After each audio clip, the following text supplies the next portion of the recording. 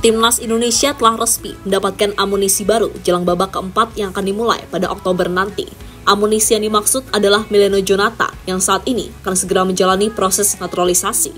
Jika Emiliano bergabung, maka lini depan dari tim Garuda pastinya akan lebih berwarna, sekaligus bisa menjadi opsi jika seandainya Ole Romeni belum bisa bermain hingga Oktober mendatang. Untuk Emiliano sendiri, pada akhirnya sang pemain luluh dan lebih memilih Indonesia ketimbang Belanda. Pilihan yang masuk akal, karena jika tetap bertahan dan memperjuangkan Belanda, Emiliano pasti akan mendapatkan persaingan yang sangat ketat. Hal itu juga berlaku untuk pemain keturunan lain seperti Pascal Struijk. Khusus Struijk, ternyata dirinya sudah mendapatkan restu dari ayahnya soal kebebasan membela negara lain. Dengan ini maka kesempatan Indonesia untuk terus membujuknya. Dan untuk itu inilah cerita dari beberapa pemain keturunan soal potensi mereka membela tim Garuda.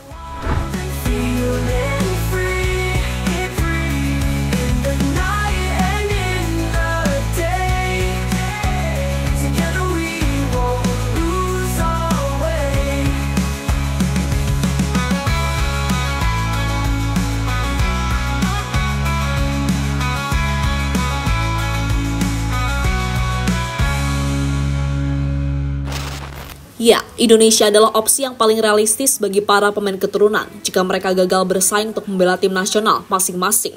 Kini opsi tersebut sudah dipakai oleh banyak pemain keturunan yang akhirnya memilih untuk membela timnas. Bahkan jumlahnya semakin banyak, mulai dari usia belia hingga usia yang sudah memasuki level senior.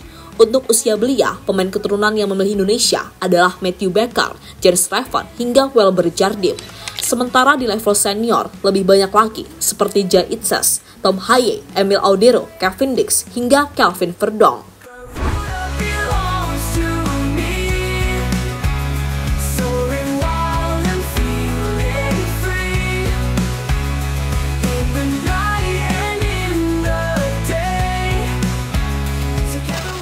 Kini opsi tersebut juga bisa dipakai oleh para pemain keturunan yang sejauh ini belum mendapatkan kesempatan untuk membela tim nasional di negara mereka. Saat ini sudah ada beberapa pemain keturunan yang coba dibujuk untuk mau membela Indonesia. Pemain yang dimaksud adalah Jayden Oosterwolde, Thijs Dallinga, hingga Pascal Struijk.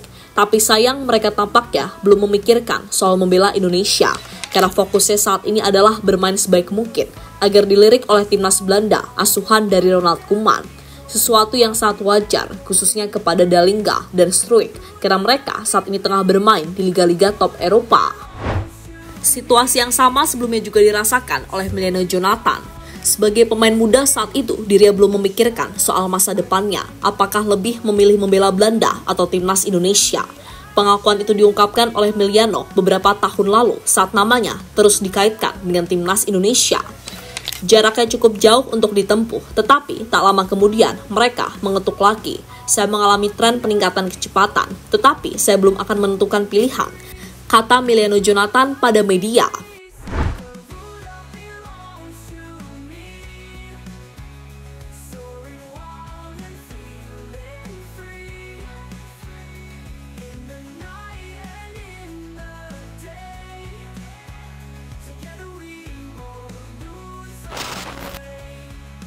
Emiliano, Indonesia adalah rumah baruku.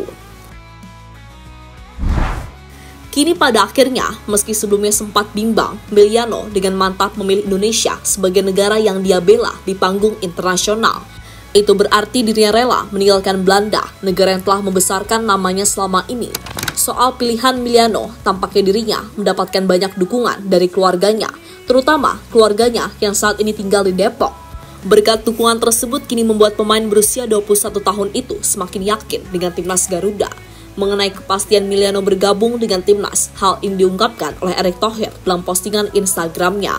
Ketua PSSI itu mengatakan jika saat ini dokumen naturalisasi dari Emiliano sudah diserahkan kepada Kemenpora untuk segera diproses.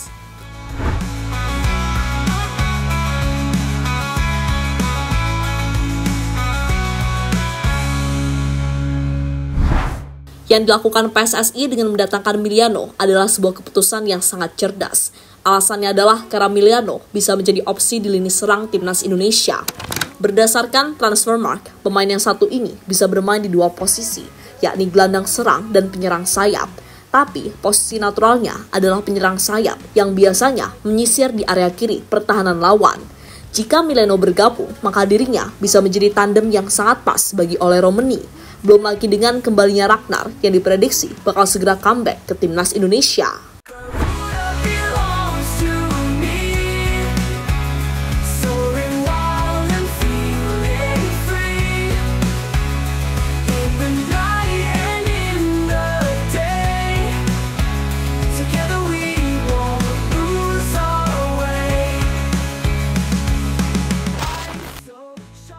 Ayah Pascal Struijk beri restu anaknya membela negara lain.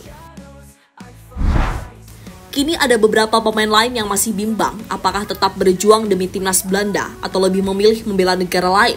Salah satunya yang tengah dirasakan oleh Pascal Struijk.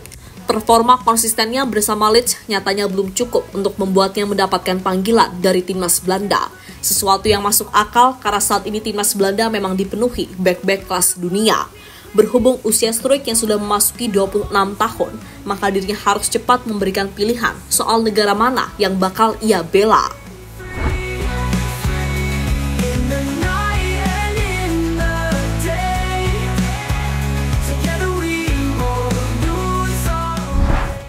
Soal masa depan dari Struijk ternyata mendapatkan perhatian dari ayahnya.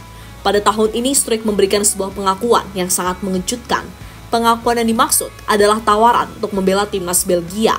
Soal peluang membela Belgia, hal ini juga bisa dilakukan Struijk karena dirinya juga memiliki darah keturunan dari sana. Jika tidak diberi kesempatan oleh Belanda, Struijk pasti menempatkan Belgia pada opsi kedua soal negara yang ia bela. Alasannya adalah karena Belgia adalah salah satu negara yang rutin bermain di Piala Dunia. Persaingan di sana pun juga tak seketat dengan persaingan di timnas Belanda. Hal inilah yang semakin membuat Indonesia kesulitan membujuk Pascal untuk mau membela timnas. Namun semoga saja ada keajaiban dan sang pemain tiba-tiba menyatakan minatnya untuk membela tim Garuda.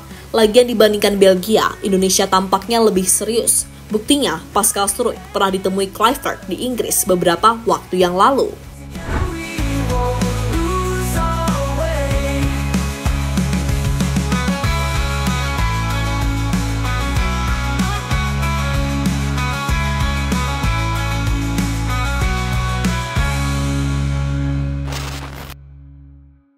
KNVB buat aturan baru soal misi Indonesia. Sementara itu, selama ini Indonesia memang sangat mudah mendapatkan pemain keturunan agar bisa membela timnas. Kebetulan hal ini juga mendapatkan dukungan dari KNVB supaya kekuatan timnas semakin kuat. Namun Federasi Sepak Bola Belanda tersebut tetap memberikan peringatan kepada PSSI untuk tidak sering-sering melakukan naturalisasi pemain.